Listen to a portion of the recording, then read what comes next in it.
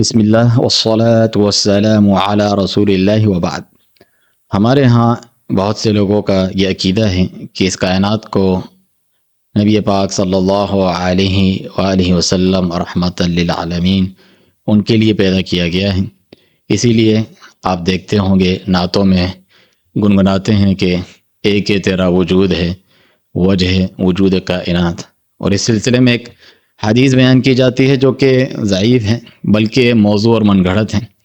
اللہ سبحانہ تعالیٰ کا فرمان واضح ہے قرآن مجید میں سورۃ الذاریات میں کہ وما خلقت الجن والانس الا لیعبدون، میں نے جنوں اور انسانوں کو کس لیے پیدا کیا؟ صرف اپنی عبادت کی خاطر پیدا کیا ہے، اپنی توحید کے لیے، جس طرح کے سلف صالحین رحمۃ اللہ علیہم اجمعین ان کی تفسیر اور صحابہ کرام کی اس تعلق سے موجود ہیں۔